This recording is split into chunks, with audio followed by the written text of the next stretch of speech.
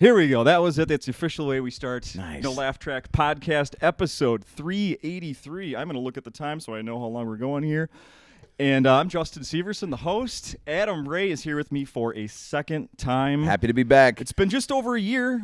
You were reminding me, you were like, Justin, you remember where you were April 19th of 2019? Yeah. I said, yeah. I was here with you. Fateful night that, by the way, reminding you of that, I just got reminded of something that happened to me that was traumatic the last time I was here. I just saw the curtain kind of jingle, shake, what have you, move. Let's just say that. And it reminded me, this is one of my favorite clubs in the country, and I've only been here, this is now second time. Yeah. But last time I was here, somebody snuck in the showroom and came around, I can't remember what night it was, came around back because I felt a presence behind me at one point.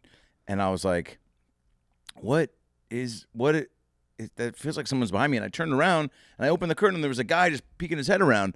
And I was like, that's not one of the comics on the show. And the guy definitely, there's a look that you can have on your face when you're not supposed to be somewhere. Yeah. I don't think anyone's capable of hiding it. You're just so obviously guilty. Right. It's basically like, I'm sure when Matt Lauer, whooped it out for whoever unfortunately had to be on the receiving end of that image, I doubt he – actually, you know what? I take that back. He probably was very confident with it because that guy just seems like he oozes self-esteem. And so he probably was just like – the face he made – Oh, he's probably gloating. Yeah. The face that I saw backstage from the guy who shouldn't have been there, that's probably the face Lauer makes when they turn around and walk away. Like, but I trimmed it for you, or I'm paraphrasing whatever. He'd probably say something cooler than that, like, hey, come on, these are pubes for everybody. I don't know what you say, but regardless, it's creepy. That guy shouldn't have been there, and that just reminded me of that because I was so scared, for lack of a better word, because I was like, it was the first time I'd been, I guess, felt made to feel, mortal on the stage, right? Where you're like, there's really nothing blocking me from anything to tragically occur. And, there's security at places, and, you guys got some people here that could, if push came to shove, throw down. But they're not at the ready. Were you having quick images of, what was it, Monica Seles back in the 20-some years ago, the tennis player? Now, you said Seles. Seles? Now, for our listeners, we might have some diehard tennis fans that are right now unsubscribing because you... Agassi? Agassi? Nice, dude. Agassi. Yeah. That actually sounds more likely that there's people like, dude, I was such a big Andre Agassi fan. And you're like, Agassi. And they go, Agassi. And you go, I'm going to leave. And they go, but I'm your son. You go, fuck you, Mom. And scene. Okay, Adam, how long did you work on the scene this week? That was me in acting class working on an Andre Agassi scene. Well done. With his mom. Monica S. Seles. Yeah. I like that you said Selish, though. Or do you have a speech impediment where you add SH? You fucker, man. Do you? No, I don't. Oh, okay. That's fine if you do. Dude, the things I have... No one told you that we're recording this and that I have a speech impediment. Yeah, Man. That's okay. I'm a sucker for a good impediment. Well, anyway, people don't remember. She was playing in a match, tennis, and got stabbed in the neck by a spectator. That's fucking nuts, by the way. Yeah. Because, what are these ball boys training for if not... Like, the speeds in which they track down loose balls, you would think... that the guy who hires them is like, and in the event of a stabbing, could you get to the knife before it gets to her? Just keep an eye or on him. Guys get stabbed too. Sure. Let's not take sides. So you'd think that there'd be some sort of a preventative measure there, but no. That was crazy. That is probably the last sport you would expect violence to go down in. Oh yeah, that's not racket. Oriented. Yeah, that or golf. So did we find out who was poking their head out? Nope, just some straggler that snuck in, and then I went out there and I was pretty fired up because it was, I'm just like, dude, there's got to be something to somebody either at that. I don't need security at the green room, but like it was just like that was way too quick, and fuck, man, like there's. I guess why in the moment I made jokes about it, moved on because I'm a professional, but. Afterwards, once you start to let it settle in and go, that guy literally could have stabbed, shot, strangled, even just fucking kicked me from the back, like Sure. right in the middle of the spine. If you don't see it coming. And that would have been bad news bears. So I was once I really had a couple cocktails and thought about what could have transpired, it was unsettling to say the least. However, now with the cameras here, if something like that happens, you may go viral. Oh yeah, there's probably tape of that somewhere. You guys hold on to all the footage, I think.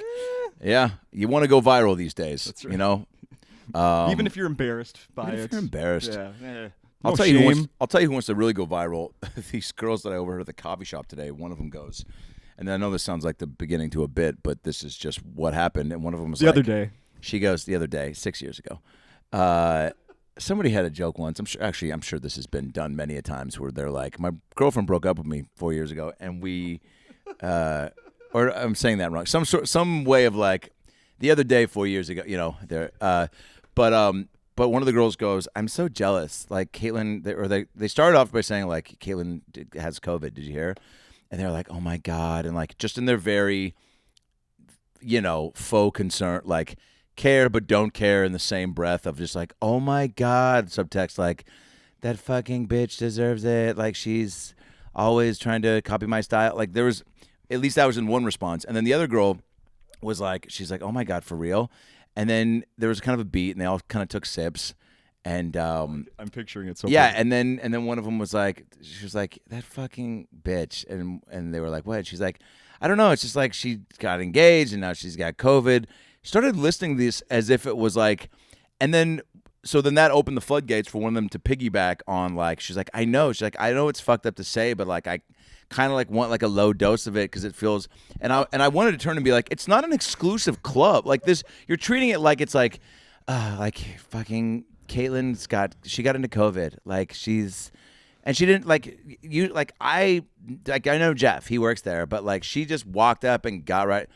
And I was like, oh, I've never wanted somebody to actually get it, but this was as close as that came. And you know, Caitlin and her husband, they're trying to get pregnant right now too. I know. They're probably going to be first. Yeah. I know. She just, I don't know. She just gets all the good stuff. So. But these are the conversations that are happening outside. If you kind of risk, I don't want to say risk your life because, again, there's safe ways to go outside and do stuff right now. Oh, yeah. But at the same time, I don't know, man. And it's probably different with kids, but you know, we're out here distanced without masks, which I think is, you know, you do it the best you can, control what you can control. Obviously, don't go to the mall. If you got to be at the airport, which is pretty, barren at this point anyway, you know, I think a lot of people have quarantined for, 2 months at least, and that's just like the threshold. And I even know for my mom, she was scared shitless and still is pretty paranoid, but went to a little birthday party with some other old Jews and put on their masks and fucking just kicked it. And I'm sure they were like, 50 feet apart versus 6, just from like, don't even breathe. Look in my direction, Harold. And so what has the CDC said about eye contact? Yeah. By the way, I did a stupid joke last night. It just reminded me of this just from doing that old Jewy voice I was talking about how there's not a bit here yet. It was just kind of like a thought. I was really trying to use this week to really get exploratory with just, I have a tendency to go a little fast on stage sometimes. And I felt like last night was so fun for a myriad of reasons. I watched from Zoom. Oh, cool. Yeah. It felt, I don't know how it looked from that or if what, it felt, the response was, I felt very connected with the room. And then obviously, like, the laughs just aren't as palpable as you would want or expect with a full room. So I don't know if that takes away from the experience watching, but I felt real dialed in and was really, riffy on a lot of things that I hadn't really thought out, which is always a good sign to me that there's a good vibe in the room.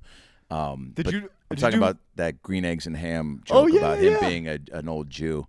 And I think there's something funny there. But anyway, did I what? Did you do live stand-up from clubs before this I did week? 2 at Arizona and Utah when things back in May started to kind of open up and people started to decide that this was maybe something we could figure out, and then they just both, Utah, like Minnesota, and they actually both were doing a very fine job at keeping things under control, but then you just can't help what's happening around you, especially in Arizona when they just spiked and people were just living, living on the edge, Van Halen style, a little too hard. Utah, I think, still doing a pretty good job. Although I was there, my Saturday night shows got canceled, unfortunately, because there were riots. It was that weekend of George Floyd, and people, rightfully so, were making a statement, and Utah, which was surprising too in Utah. I mean, there was a lot of just young punk fucking kids that were out there cursing and throwing shit and jumping on cop cars, and it was like, dude, we get it. You're not Mormon anymore. Like there's a different way to announce that, Yeah, right. And then there was one guy that got out of his car with a bow and arrow, and I'm sure that footage was national news. He was a big dude, a sleeveless black shirt, I think like a pretty gray goatee, and he got out his bow and arrow, and then people saw the bow and arrow and were like, fuck this shit. And they jumped on him and took him down and beat the fuck out of him. And then he was like, I can't remember if he screamed something Trump related, but dude, if you're going into a pack of innocent protesters just trying to make some noise with a bow and arrow, chances are you're not voting for Biden. You know what I'm saying? Right. Right. Or you share civilized ideals, and yeah. There was a thing here, obviously the George Floyd, that happened here, and it was a day or two early on, and there was somebody horseback that was going through the crowd. Wow. With what sort of weapon? Yeah, like with a weapon or no? No weapon, but horseback, like in the city. It was like, yeah. Am I really seeing that? People are rubbing their eyes. Like, yeah, that's crazy. Yeah, I'm surprised more animals didn't make their way into the streets like that. An insane I wonder if that's the way too, because people on a whole, I think, are pretty respectful of just creatures being loose. Yeah. You see a dog running around but I don't know. I guess if it's a wild animal, you're probably like, does that help to kind of rally the troops and corral people together? Like if there's a cow or a buffalo just going through the streets of downtown Minneapolis, does that get people to go, fuck? Like, do they run from it? Do they? I think it depends if it's cute. It's all based on the cute factor. Do they try to, contain it, or they cheer them on? I think it's all based. Probably on cheer them on. Somebody probably tries to ride the cow or the buffalo, right? That can't be easy. Protesters, I'll give them that much. Like the little shitheads that are doing it for the wrong reasons. They do have a lot of. I wanted to say zest, but that's a soap. What's the word that's? They have a lot of. I don't know, not pizzazz, but they can fill a backpack. Yeah, they're very eager to just be seen. Yeah. Right. So jumping on a wild animal to ride it through the streets, screaming, "We want change!" It's like, okay, we'll get off that cow, dude, and cook it and eat it like a real American. Damn right. I want to. Before we started here, I said I listened back to the last time you were here. And I have a little follow up that I want to ask you about. So it was last April, and then last June, I believe you got to throw out a first pitch. Did that happen? Oh, that happened, yeah. Now, were you Anthony Fauci or more Felix Hernandez? Dude, I am very proud to say threw a fucking strike right down the middle, dude. And it was, I knew I was going to get over the plate because I just... Practice like crazy? Not practice like crazy. I definitely threw in the street the night before a little bit, but then you're just like, I know how to throw a ball. Yeah, but I just needed to get my arm used and somewhat into the rhythm of throwing so that I didn't throw my arm out. Like, that would have been embarrassing.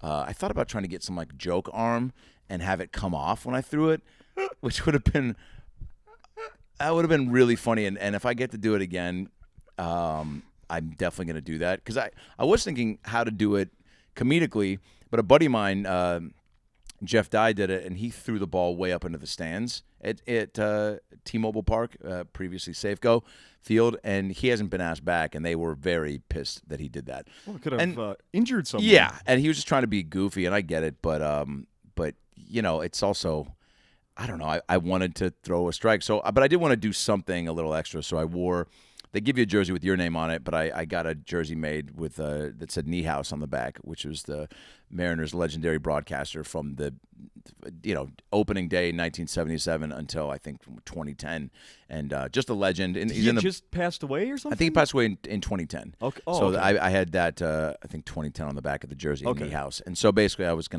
went out there and pulled off my jersey and then pointed to the Knee House thing, and it took a minute. I had to like turn my body to make sure I could be seen on the jumbotron. And once people saw them, then you could hear people like cheering and kind of be like, oh yeah.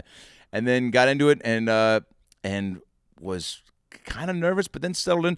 I knew I needed to be on the mound. My buddy Brad Williams did it in Angel Stadium. I went with him. And he didn't get on the mound because he's like, oh, it's respectful. It's disrespectful to get on the mound. You got to whatever. Yeah, it's all ready for the game. And Wee Man was telling him, this is when Wee Man was on the about last night, which, by the way, just sitting across from two dwarves is fucking, I can't recommend it enough for just, it's humbling. It's, I was about to say belittling. It's them look like there was a point when they both turned and looked at me and I was like, you guys don't even know what it felt like to have two of you turn and look at me in slow motion like that, and they both started laughing, and then the Wee Man was like, you're in our world now, motherfucker. And I was like, I feel like I'm 5 minutes away from you guys slipping under the table without me noticing and you nibbling on my ankles. And anyway, so Brad... tying you down with tiny ropes. yeah. So Brad threw it in front of the mound, and Wee Man was like, you got to ask for forgiveness, not permission. You should have just done it. So I was like, I'm getting on the mound. And I got up there, and I played baseball up through high school and pitched, so it truly... was so crazy how quickly muscle memory just came back, and then it was just about tuning out anything around you. And I was like, if I throw a wild pitch, whatever, I just want to bounce it or throw it so wild. But so I just fucking was like, do what I did when I used to pitch, just fucking try to just look straight at that fucking mitt and fired in and got it, dude. And then I did a jump kick and a fucking tribute to Randy Johnson by like hitting my chest and fucking looking in the air, and then I did a jump kick, and then I ran up to the guy they had. I think it was Dylan Moore was the catcher at the time, and he was catching it, and I sprinted up to him and hugged him real aggressively, and he's kind of laughing, and he goes, all right, man, all right. And I'm like, yeah, holding him, and I go, he goes, all right, man. He goes, you did it. And then I just pulled him really close, and I go, we did it. And he was like, all right, man, all right. I got a game to play, and I have a family. Let go. But that was one of the coolest, NBA Celebrity All-Star Game. Yeah, we talked about that last time. Can't top that. We'll never top that. We'll never top that. We talked about it, so there's no need to rehash, but just, not only playing in the game, but taking shots with Guy Fieri and just me talking to Ray Allen and fucking Quavo, just every piece of that experience. But throwing in the first pitch, I got they hooked me up with a suite, so I was able to invite a bunch of family and friends out. This was my next question. Yeah, and went down on the field with my brother-in-law and sis and dugout, and hang out in the dugout, slap players in the back. A little bit. I mean, just kind of went down there. I mean, it's a pretty quick thing. Once you go down there, sure. Then you just kind of walk out and do it. But it was just so awesome, man, and just being at the game. And I think we lost towards the end, but it was. Yeah, and now to think like, man, when's the next time like there'll be fans in a stadium? Seeing the cardboard cutouts, they just go with no fans, or do what basketball's doing and digitize, somehow find a way to fill around the stands with a digital, backdrop, because the cutout cardboard, it's a nice sentiment, but it's just so sad. And I saw the Astros mascot was in the outfield. I was talking about this last night.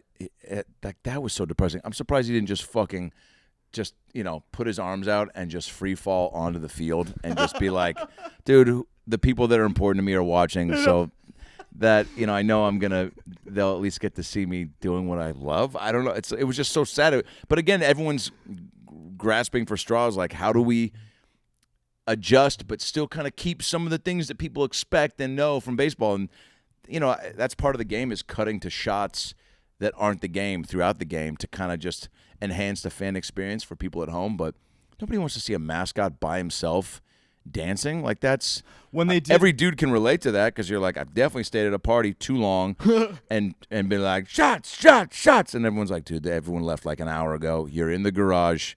You're not supposed to be here. There's no actually music playing. There's no music playing. You've been singing shots for the last 30 minutes. Who sings that, by the way? And by the way, sings is not the right word. Yeah. Who created the tune Shots? Is it Jamie Foxx? Nice. I thought it was just a group called Jock Jams. Wow. How dare you? It's probably on Jock Jam's whatever we're at 52 version. Yeah, or now that's what I call music. That's right. Those were great. Those were really great. Oh, A side note, I have 3 daughters, 11 months, Congrats. 14 and 12. The 14 and 12, you've heard of Kids Bop?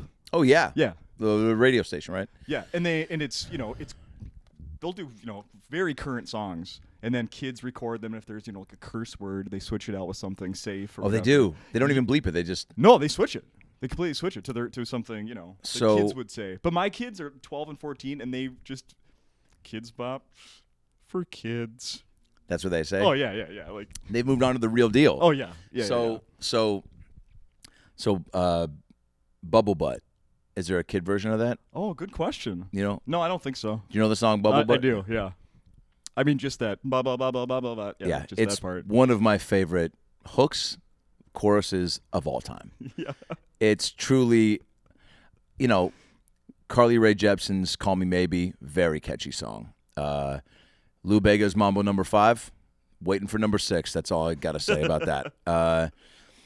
Man, I drunkenly hit this thing on Zillow, a place in Seattle. I'm not in the financial sphere yet to purchase a home in the place I grew up in, but I'm, it's fun to look. Oh yeah. It's fun to window shop. Sure. And I drunkenly, I think, clicked on one thing and was like, yeah, fucking connect me to the manager. Like, it's like asking them to reach out. And, Yeah. I'm interested. That's Yeah, it, yeah. I'm interested. It's like liking a picture, of some thirst trap on Instagram, and then the person hits you up and they're like, I saw you like my picture. And you're like, oh, you're a Russian bot. And it's like, can I borrow 10 grand? And Yeah. I'll send back pictures of tit. And you're like, well, I'm going to need to see both before I send any cash. So maybe 5 up front for one tit. What happened, by the way? Why do you just have one? And so this guy on Zillow is just, he's relentless. And he just called again. And he called, I think, 30 minutes ago, twice yesterday. He's texting me a lot. Let's. I kind of want to, if he calls again, I'm going to pick up. And I'm going to negotiate. No, I'm going to pretend that I'm in the hospital, and I'm going to be somebody else and be like, dude, you got to stop calling, man. Or negotiate, or be like, look, I'm in a little bit of a bind. I've before this I was in the middle of a bind. Amanda bind. Hey yo. But who hasn't been? Goo. I'm almost as interested in buying as you are as selling. Really? That's what you could Oh, say. that's to what I him. should say. Yeah. Yeah. I wonder if it would be great to just get a guy that's on his, just at his wit's end, and he's like, dude, fuck this How job. can we make a deal? Yeah, like I'm looking to hook you up and fuck Zillow at the same time. And you're like, wow, thank God I caught Andrew at the right, Yeah. during the right part of the pandemic. I went and got a haircut 2 weeks ago. Like 20 minutes in, she starts bad mouthing the company. I'm like, what the fuck is going on? Was it here? Floyd's? She's like, this. She goes, they want me to go outside and freaking hold a sign that says we have a sale. I'm the manager. I'm not going out there to flip a sign. I was like, yeah, I don't blame you. Yeah, She goes, and they're giving away this other thing that we normally charge extra for. I don't want to do that. Well, she's tearing it apart. And then I'm paying. She goes, by the way, I'm leaving here in 2 weeks. I'm like, oh, okay. I Nice. see why. Yeah, okay, yeah. Yeah, that would would make sense. Yeah, there's certain haircut places that really pride themselves on the ambiance and the decor, and not as much the customer service. And I'm speaking of Floyd's in Los Angeles, where I got a haircut, I'd say maybe now 10 years ago. I think the video still might even be on YouTube that I posted of post-haircut of me.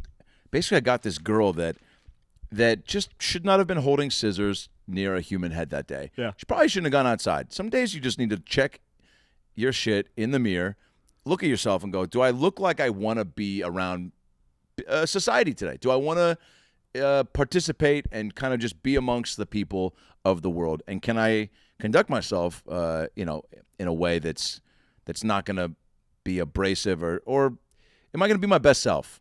So let's just, simplify it. Yeah. She was like grabbing my head, aggressive. Like I think I like dozed off at one point. and she fucking like yanked it and was like, don't fucking like that. And it's like, fucking. And I just was like, wait, what just happened? And then the haircut goes on, and I asked for like a, very basic thing. It was like trimming on the sides and cleaning up and whatever. I mean, I literally stand up and I'm like, she went like, the closest thing you could up the sides. I had, as I said in the video, I go, look like Right Said Fred fucked Sonic the Hedgehog. And then they put their baby in the washing machine and then gave that a haircut. And with like, it was so jacked. I posted the video. It somehow circulated enough to the Floyd's corporate office, so I get a MySpace message. This is when MySpace was still rocking and rolling. Wow. And I get the message from Floyd's. And I think the heading was like, sorry, haircut, sorry, just the keywords of like, to get my attention. And I click on it, and it's like, hey, we saw your video, and we want to apologize and just offer you some free cuts for I think a few months. Maybe it was like 10 free haircuts. And I was like, I'm going to respectfully decline. You guys, I don't know what. And they were like, what's the name of the girl? And I was like, I can't, like, I don't want to get her in trouble. She's probably having a bad day. Like, I'm obviously not dying, but this is fucked. And I go, you should really actually talk to the gal who cashed me out, because I told her I was like very upset that I'm paying for this, because, a haircut aside, like, she should not, you guys got to pick up on her vibes and make sure she's not, send her home if that's what she's going to be, how she's going to be treating customers. She's, reflecting the whole company. And I go, the gal at the front, she was like, what's wrong? You seem bummed out about your haircut. And I took my hat off and I was like, would you be pumped about this? And she looked at my head and made a face. She was like, oh. And she's like, it's not that bad. I go, you already made a face and said, oh. You don't get to, nothing you do or say is going to, debunk that. Yeah. So I was like, maybe talk to your, last line of defense and see if they can, open up the honesty capsule a little bit harder. And so that I was like, I'm going to pass. And then they were like, please, it really make us feel better. And then I put in the thing, I go, offering me free haircuts after a shitty haircut is like hooking up with a girl and she gives you herpes and she's like, I'm so sorry about the herpes, but if you're free tonight, I'd love to give you gonorrhea too. And I put that without the voice in the MySpace message, no response after that. And so then I was like, okay, well, thought I could at least maybe get some back and forth with Floyd's corporate. But is Floyd still around? They've survived this? You didn't take them down with this one? No, because they've got cool pose. Like, it's one of those places where it's like, you be what you want to be. Like, even our stylist, like, everyone's got a cool look and nose rings and cock rings and tattoos and just, it's just a, the old school 90s Oasis posters and like, just like, they're definitely going for it as far as like, this is the cool place. Like, sure, you could drink here, psych, but we won't tell on you if you bring a bag, but maybe we will, but we won't, because we're Floyds and we're cool like that, but then do they use bongs as like a flower vase? Hilarious. And that's definitely in line with the vibe of the place. And they don't, but I don't know how I would feel about that if I saw that. I probably, because it's not a bad idea. Where have you seen that brought that to mind? I don't even know if I have. I think that was the joke we used to use in college when somebody was like, hey, Bill's parents are coming up this weekend. We'll throw flowers in that thing. Oh, that's very funny. I don't know if anybody ever did. I think we probably just, put it in. Do you still smoke? Yeah. Was bong your choice of... Oh, I mean, yeah, Were you a bubbler? Were you a blunt guy? Were you a... No, my sophomore year of college, we lived in a house. I lived in a place with 5 other guys. So you'd pack that bowl pretty big, then it was like, I think someone invested in a, like, I don't know. I think we tried to squeeze 1/8 of an ounce in this bowl all at once one night because it was that big. If you really packed it down. And then, can we finish this among the roommates without anybody passing out or who knows what? Yeah, that was that was always the challenge, was who could. It was a race to the finish with, especially, like, I lived in a fraternity my sophomore year of college, and we had a 5-foot bong. Oh, yeah. 5 foot, 6 foot. Oh, yeah. I could not even come close to finishing that thing. But there were guys with the lung. David Spiegel, Jew, was lungs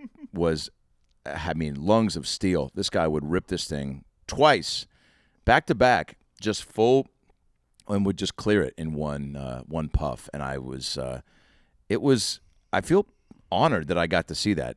I actually was on a random Zoom hang, and he popped on, and I almost brought it up, but his daughter was she kept lingering, and I was like, I don't know I think he works for CNN now too, but he's a smart dude, but it's just so funny to think about those like guys, and even in college, I think he was crushing it. There was a handful of guys. It was AE Pi was the frat, the Jewish frat, and our nickname was like AE High because we were known for smoking so much pot. But they were fucking. I mean, it's also SC. I mean, like there's a dum dums, and there's a kid I knew who was a fucking just rager to the 10th degree, and I always saw him fucked up. And this kid though, in the morning, would see him 7 a.m. walking out to class, prim and proper, and just would crush the day, crush his classes. And then when he got home, he'd maybe take a few rips in between another class or work, and he just figured it out. And I could never do that. The few times I was high in class. The house I lived in, I mean, it was almost split down the middle. Like, these guys handled it, these guys didn't. Mm-hmm. And a lot living, almost the exact same lifestyle. That's why college is, I think, truly a necessary experience, because it just is a 4-year buffer for life, and where you kind of figure out your tolerance, your how to prioritize, how to socialize, all the things all the necessary things of just being a good person going forward. But I definitely remember. There were things and people that I went to high school with that didn't even hit up a community college and went straight to like working at Costco, and I was like, that's fine, but I'm like, and they're like, yeah, fucking $12 an hour. I'm like, yeah, but it's good now. But you used to get fucked up with your dad a lot, and you're the sample guy. You're not the manager guy. Like that's. If you were the manager at Costco, I'd be fucking very impressed and be like, good for you, but you're just a sample guy, and we're 6 years out of high school. Like, how have you not moved up? Well, I'm really good at it. Or this is all you can do. And I'm speaking of one friend in particular, but he actually has moved up, so that's a bad example. Good. Yeah, thankfully. It was sad the few times I went back home, and he was still, dude, it was, because I'm like, dude, I know you got more in you than just to hand out pigs in a blanket. And sometimes the samples, which, by the way, I think that was the first thing to really go when all this hit. I remember seeing that Costco was like getting rid of the samples. Oh, yeah. Because they were like, no finger on finger, Did he say, you know what, hey, I like this job and someone's got to be the best? He probably did. And I don't, and that is fucking sad. But that's also, that's, good for him to own. Hey, man, like, if you own your job, whether it's a plumber or a Costco sample guy, or a comic, you got to love it, right? We got to put a bow on this thing, man. Okay. Do you have any questions? So. You got all these notes. No, I mean, I got a million things. I'm going to save them all for when you come back here a year from now. Okay, great. But I just want to give, before you leave here, I want to give attention to you still are doing your podcast about last night. About last night, Sans Dwarf. No more Brad. No more Brad. It's sad. I mean, it's the show's still fun and great, and we got Pete Holmes on Monday, and nice. Esther Pavitsky was just on, and Joel McHale's coming up, and so it's still rocking and rolling. It's doing it. With Brad and 500 plus eps was awesome. What I've realized too is and I'm trying to figure out if I want to bring somebody else in the mix, because I don't, being one-on-one on somebody else's is fine and I'm good with, but I don't enjoy as much having to listen, keep things going, and also then be thinking of it's just a lot. And I did that, here and there when Brad couldn't make an episode or whatnot, like for the Sandra Bullock episode or other ones. But having somebody there, and also we just had such a good rapport and sort of bounce off each other, and it really was a solid give and take, and we listened really well, and so that just made it more fun, and it was more of a hang, which I just love, right. And I think maybe even.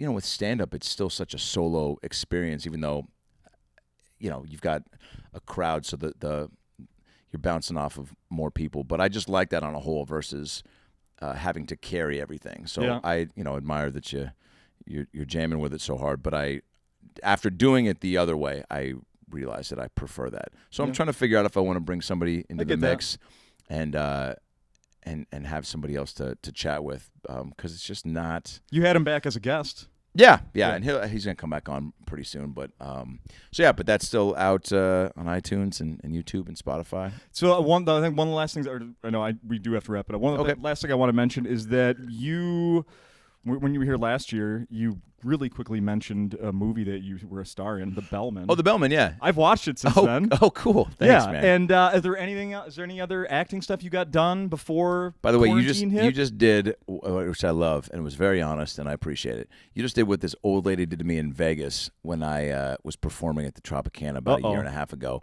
Where we're in the elevator, and she goes, "You were the comedian tonight," and I go, "Yeah," and she goes, "You just so effortlessly and earnestly go, no. I watched the movie. Anything else coming up?" No, dude, I appreciate you. Say no more.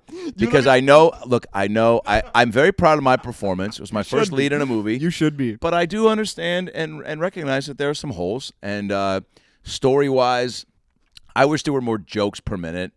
Thomas Lennon, Richard Kind, Willie Garson, Kellen Coleman, John Kite. They crush it. I feel like I carried my my part, and it's a fun movie, and they're weird puppets, and you're in the credits as a puppeteer. Yeah, oh yeah, dude. What the fuck? Yeah. But it's a fun time. So that's on Amazon and iTunes. I appreciate you watching it, by the way. That's big time. Adam. So I've watched some clips that you've done recently, and one of them is I've seen you do the Dr. Phil character. Oh, yeah. And your description of it, like when he does the interview or when he's talking to someone, and then he leaves him hanging, throws him an insult, and kind of leaves him hanging. Yeah. Going to commercial break. Oh yeah. Yeah, I wasn't trying. Oh yeah. You were doing that. I'm sort of doing. Well, so I saw your movie, The Bellmen. Okay, and this movie, it's a movie. There's people you were talking in the movie to somebody else. They listened to you and then said something back to you. Okay. And then I fell asleep. I don't remember what happened after that. It was bullshit. We'll be right back. I appreciate you even watching it, because only some family and friends have taken time. Yeah. There's too much stuff to pick from. You can also watch Crossing Swords, which is on Hulu. That's a cartoon that I'm a part of. Yes, I don't have Hulu. Otherwise, I'm looking forward to it. I'm going to sign up for the Mary Mack, who's a friend of the show and a longtime Acme comic. Does a voice on another Hulu show. Oh, cool. So I have much incentive. Oh, you got to get it. Lots of incentive to get Hulu. I just don't right now. Yeah, your sense of humor is lines up with it. It's just filthy stop motion. Medieval time. I mean, it's all the Robot Chicken guys that made the show, and then the cast is pretty outstanding. So, and then what else? I think that's it. I mean, a bunch of other little cartoons I'm working on. Hopefully, there's I'm pitching a bunch of shows right now, so that's the next goal, the next dream. Right I did on. just audition to play Vince McMahon for the Rock's show, and waiting to hear back on that. The Rock has been a weird, I don't even know if I could say we're friends, but he commented on a couple of Instagram posts of mine, and which was weird because I tagged him in a picture when Gwyneth Paltrow posted her picture about her vagina candles, and I tagged him. I was like, "Rock, you got to get on. You're the male equivalent. Let's get these ball candles going." And then people started DMing me, "How do you know The Rock?" And I was like, "Everybody knows The Rock. What the fuck are you talking about?" And then he commented on it and said, "I keep trying to make these candles, but keep burning my balls on the wax, blah, blah, blah." Then he followed me. So I shot him a DM asking him to do the podcast. No response. Then Gwyneth came out with an orgasm candle. So I was like, "Rock, here we go again. Going to make it easy for you. I know you're busy. Here's some flavor options." I give him some options. He comments again. Send him another DM. No response. And then I'm sitting there on my birthday opening some social distance socks for my mom. And I get 2 voice memos that pop up. And this was fucking nuts, dude. He sent me a 5-minute voice memo just saying how much he loves my comedy and that he's so sorry that he fucking took 8 months to get back to me. I'm going to just play you 2 seconds of it. Cool? I mean, this was fucking bonkers. Yeah. Yo, Adam, what's up, brother? I just left a comment on your post about fucking cookies and cream cheese and yum yum rockets and whatever the fuck. It's like, what am I even fucking writing right now? Anyway, brother, I came over here to tell you, man, I love your stuff, man. I love your comedy. And I see that I completely miss. I mean, just bonkers. So then I post this video in the Dr. Phil makeup shouting out his tequila because every Tuesday he reposts all these videos of people tasting his tequila. I was like, I'm going to fucking just roll the dice again and do one in my Dr. Phil makeup. But I, once I stripped down, I kind of looked like this just old, attorney. And so I did it as like this guy, like Howard Bernstein tasting some Terramana tequila, And he reposted that, and it's got fucking like millions of, I thought I was going to gain like 50,000 followers. I got a few from it. But still, he posted, he's like, shout out to my boy Adam Ray, one funny son of a bit, whatever. So I'm like, I got to fucking pitch this guy something ASAP just to try to parlay on the I don't know if you can call it a friendship, whatever's happening. Yeah. But he's, tells me he likes my shit. He's clearly, and he loves stand-up comedy. Like he's, I know he's a fan of Ron Funches and Neil Brent. Like he watches shit, he retweets stuff, he gets involved and active. But that was a 5-minute message I played a few seconds of, and no need for that. It's like, dude, you got like, and he's apologizing for not getting back to me, and I'm like, he's just a fucking man. It's more reason why you're like, oh, you could run for president, dude, because there's only a few people, maybe only him, where you go, everybody likes you. Yeah. Find one person that goes, I don't like The Rock. If they start with that, they'll go, Jumanji's fucking funny. It's fun.